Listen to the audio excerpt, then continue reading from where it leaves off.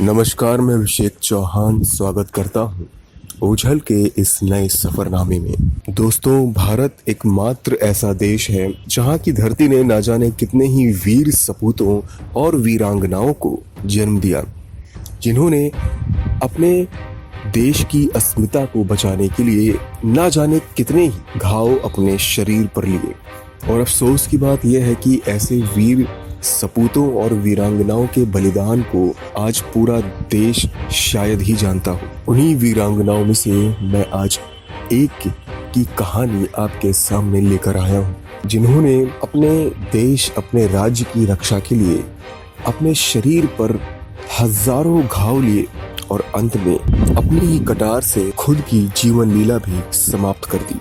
मैं बात कर रहा हूँ देश की वीरांगना रानी दुर्गावती की। बात है सन 15वीं शताब्दी की, जब शहंशाह अकबर के ध्वज तले मुगल साम्राज्य अपनी जड़ें पूरे भारत में फैला रहा था। अपने राज्यों की रक्षा करने के लिए बहुत से राजा अकबर के सामने नतमस्तक हो गए। राजपूताना से होते हुए अकबर की नजर मध्य भारत तक भी जा पहुंची, लेकिन मध्य भारत को जीतना मुगलों के लिए बिल्कुल भी आसान नहीं रहा, और खास करके गोंडवाना, वह हिंदुरानी जिसकी समाधि पर आज भी गोंड जाति के लोग श्रद्धांजलि अर्पित करते हैं और जिसके नाम पर मध्य प्रदेश के एक विश्वविद्यालय का नाम भी है, रानी दुर्गावती विश्वविद्यालय। रानी दुर्गावती का जन्म 5 अक्टूबर 1524 को उत्तर प्रदेश के बांदा जिले में कालिंजर के राजा कीर्ति सिंह चंदेल के यहाँ हुआ था। वे अपने पिता की इकलौती संतान थी। दुर्गाष्टमी के दिन जन्म होने के कारण उनका नाम दुर्गावती रखा गया। नाम के अनुरूप ही तेज, साहस, शौर्य और सुंदरता के कारण इनकी प्रसिद्धि हर ओर फैल गई। दुर्गावती बचपन से ही अस्त्र शस्त्र विद्या में रुचि रखती थी। उन्होंने अपने पिता के यहाँ घुड़सवारी, तीरंदाजी, तलवारबाजी जैसे युद्ध कलाओं में महारत हासिल की।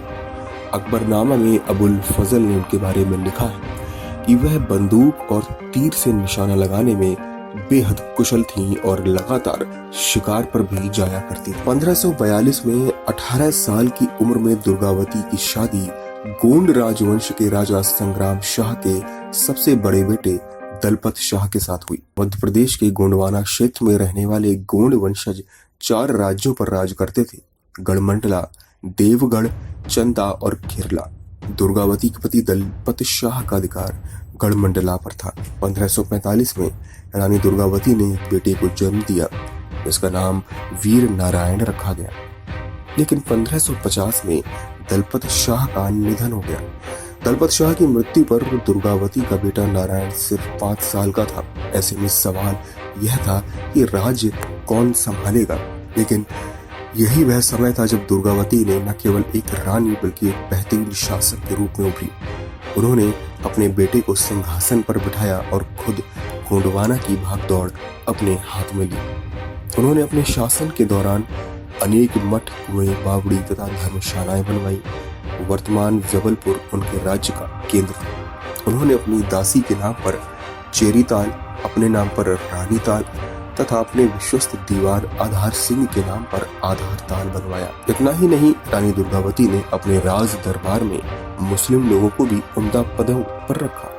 उन्होंने अपनी राजधानी को चौरागढ़ से सिंगौरगढ़ स्थानांतरित किया, क्योंकि यह जगह राजनीतिक रूप से बहुत महत्वपूर्ण थी। 1556 में मालवा के सुल्तान बाज बहादुर ने गोंडवाना पर हमला बोला, लेकिन रानी दुर्गावती के साहस के सामने वह बुरी तरह से पराजित हुआ। पर यह शांति कुछ ही समय की थी। दरअसल 1562 में अकबर ने मालवा को मुगल साम्राज्य में मिला लिया था। इसके अलावा रेवा पर असफ खान का राज हो गया। अब मालवा और रेवा दोनों की ही सीमाएं गोंडवाना को छूती थी, तो ऐसे में अनुमानित था कि मुगल साम्राज्य गोंडवाना को भी अपने विलय करने की कोशिश करेगा। 1564 में असफ खान ने गोंडवाना पर हमला कर दिया। इस युद्ध में रानी दुर्गावती ने खुद सेना का मोर्चा संभाला। हालांकि उनकी सेना छोटी थी, लेकिन दुर्गावती की युद्ध शैली ने मुगलों को भी चौंका दिया।